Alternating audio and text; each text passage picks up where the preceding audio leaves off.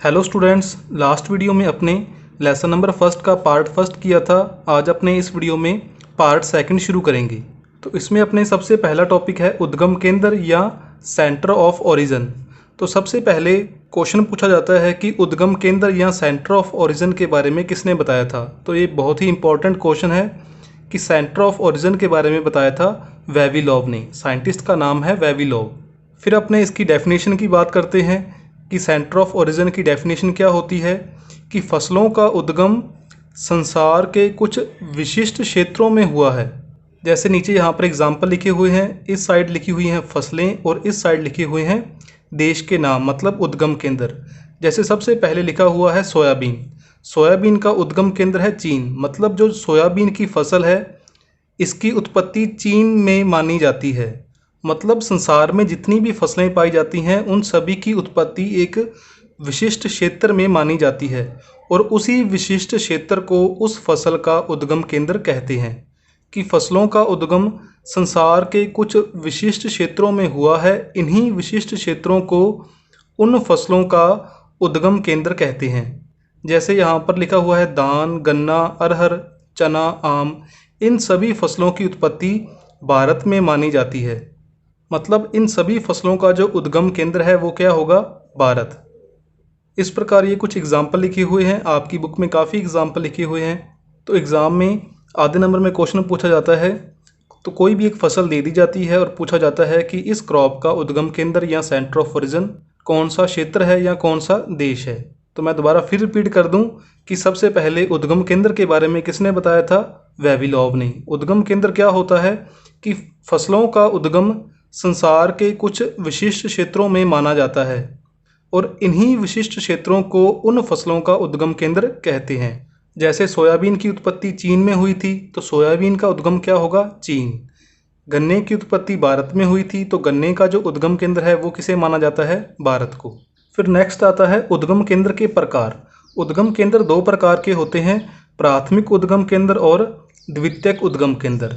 तो सबसे पहले अपने पढ़ते हैं प्राथमिक उद्गम केंद्र के बारे में कि जिस क्षेत्र में किसी फसल की उत्पत्ति जंगली प्रजातियों से होने का विश्वास किया जाता है उस क्षेत्र को उस फसल का प्राथमिक उद्गम केंद्र कहते हैं। जैसे अपने लास्ट पेज में पढ़ा था कि जो सोयाबीन है, सोयाबीन का उद्गम केंद्र कौन था? चीन था। कि मान लो जो सोयाबीन है, सोयाबीन की जंगली प्रजातियां चीन में पाई जाती हैं, तो इसी कारण चीन को सोयाबीन का क्या कह दिया? उद्गम केंद्र। कि जिस क्षेत्र में किसी फसल की जंगली प्रजातियां पाई जाती हैं तो उस क्षेत्र को उस फसल का उद्गम केंद्र कह देते हैं और इसे अपने क्या कहते हैं? प्राथमिक उद्गम केंद्र। कि जिस क्षेत्र में किसी फसल की उत्पत्ति जंगली प्रजातियों से होने का विश्वास किया जाता है तो उस क्षेत्र को उस फसल का प्राथमिक उद्गम केंद्र कहते हैं। कि मान लो चीन के अंदर सोयाबीन की जंगली प्रजातियां प्रेजेंट है तो इसी कारण जो चीन है वो सोयाबीन का क्या होगा? प्राथमिक उद्गम केंद्र होगा। नेक्स्ट आता है द्वितीयक उद्गम केंद्र।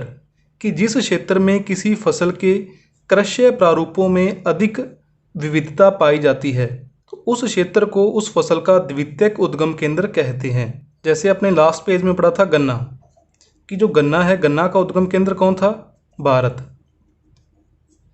कि भारत के अंदर गन्ने की बहुत सारी किस्में पाई जाती हैं या बहुत सारी किस्मों की बुआई की जाती है, तो इसीलिए जो गन्ने का उद्गम केंद्र है वो किसे माना जाता है? भारत को माना जाता है। कि जिस क्षेत्र में किसी फसल की अधिक किस्में पाई जाती हैं, मतलब उसके कृषि प्रारूपों में अधिक विविधता पाई जाती है। कृषि प्रारूप मतलब ऐसी किस्में जिनकी खेती की जाती है। विविधता का मतलब कि उस क्षेत्र में उस फसल की बहुत सारी किस्में पाई जाती हैं। तो जिस क्षेत्र में किसी फसल के कृषि प्रारूपों की बहुत सारी विविधताएं पाई जाती हैं या उस फसल की बहुत सारी किस्में पाई जाती हैं जिनकी बुआई की जाती है तो उस क्षेत्र को उस फसल का द्वितीयक उद्गम केंद्र कहते हैं।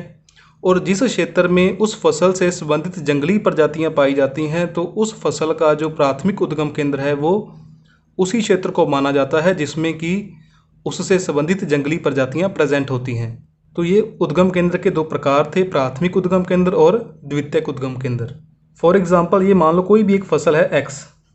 इस फसल की जो जंगली प्रजातियां हैं या इसके जो जंगली प्रारूप हैं वो चीन में पाए जाते हैं और जो कृषि प्रारूप हैं मतलब ऐसी किस्में जिनकी खेती की जाती है वो ज़्यादा पाई जाती हैं भारत में।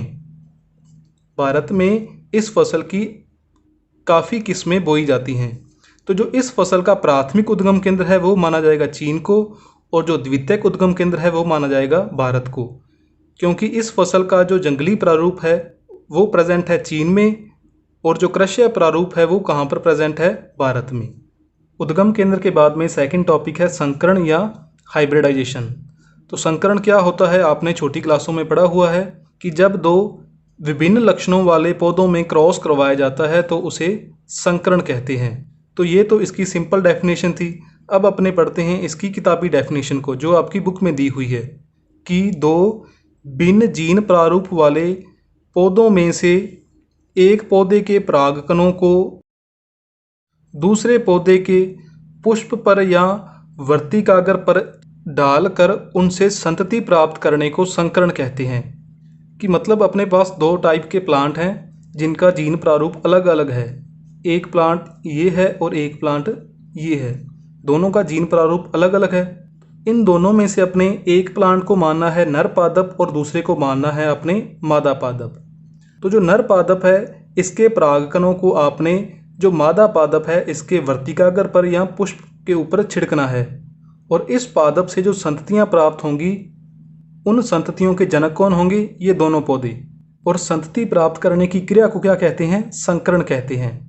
कि दो भिन्न जीन प्रारूप वाले पौधों में से, ये दो भिन्न भिन्न जीन प्रारूप वाले प्लांट हैं, एक पौधे के परागकणों को दूसरे पौधे के पुष्प पर, कि ये जो आपने नर पादप माना था इसके परागकणों को अपने दूसरे पौधे के पुष्प पर या वर्तिकाग्र पर डालकर उनसे संतति प्राप्त करने को संकरण कहते हैं। तो ये तो संकरण की डेफिनेशन होगी। अब अपने बात करते हैं संकरण के उद्देश्य, कि अपने संकरण करवाते क्यों हैं।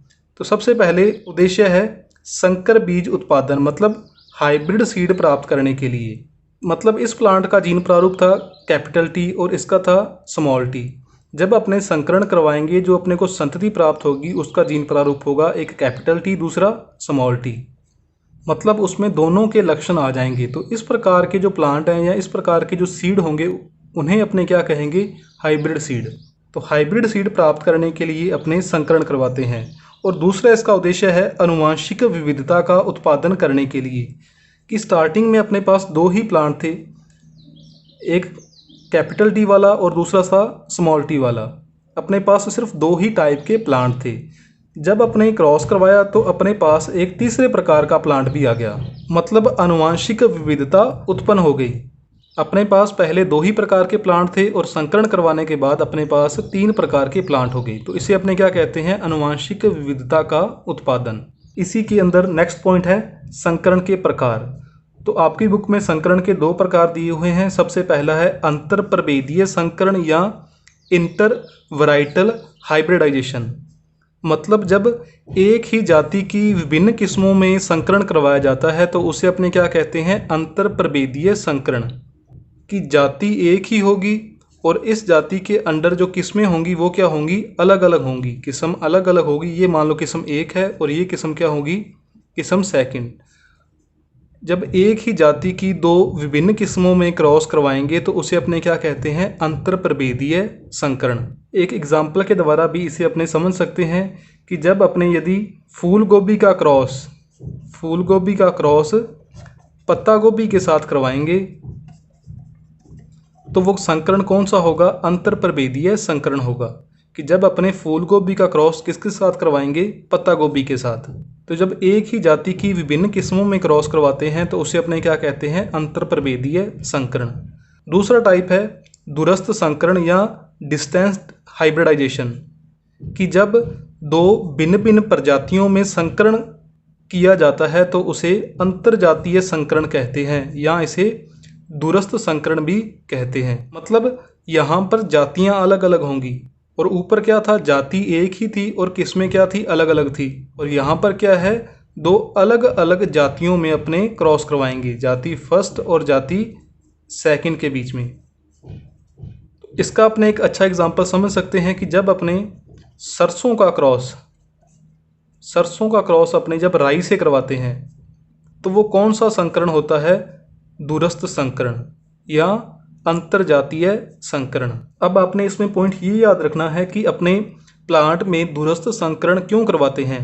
तो पौधों के अंदर रोग प्रतिरोधक क्षमता उत्पन्न करने के लिए, रोग प्रतिरोधक क्षमता उत्पन्न करने के लिए अपने प्लांट्स के बीच में दूरस्थ संकरण करवाते हैं, या संकरोज उत्पन्न करने के लिए, संकरोज उत्पन्न करने के लिए भी अपने प्लांट्स में दूरस्थ संकरण करवाते हैं। तो अंतरप्रभेदीय संकरण क्या था कि जब एक ही जाति की विभिन्न किस्मों में क्रॉस करवाते हैं तो उसे कहते हैं अंतरप्रभेदीय संकरण। इसका आपने एग्जाम्पल देखा था, जब फूल गोभी और पत्ता गोभी में क्रॉस करवाएंगे तो वो संकरण होगा अंतरप्रभेदीय संकरण। और दूरस्थ संकरण या अंतरजातीय संकरण क्या था कि जब एक ही वंश की, मतलब यहाँ पर वंश एक होगा लेकिन जातियाँ क्या होंगी, अलग अलग होंगी, कि जब एक ही वंश की अलग अलग जातियों में क्रॉस करवाते हैं तो उसे अपने कहते हैं दूरस्थ संकरण या अंतरजातीय संकरण। इसका एग्जाम्पल था सरसों और राई, कि जब सरसों और राई के बीच में क्रॉस करवाया जाता है तो उसे कहते हैं अंतरजातीय या दूरस्थ संकरण। और दूरस्थ संकरण करवाते क्यों हैं? पौधों में रोग प्रतिरोधक क्षमता और संकरोज उत्पन्न करने के लिए। तो डियर स्टूडेंट्स, ये अपना पादप प्रजनन का पार्ट 2 कंप्लीट हो गया। पार्ट 3 को देखने के लिए आप इस चैनल को सब्सक्राइब कीजिए कि जैसे ही मेरे द्वारा पार्ट 3 अपलोड किया जाए उसका नोटिफिकेशन आपके पास तुरंत आ जाए। यदि आपका कोई भी डाउट है तो आप कमेंट बॉक्स में कमेंट करके मेरे से पूछ सकते हैं। Thank you.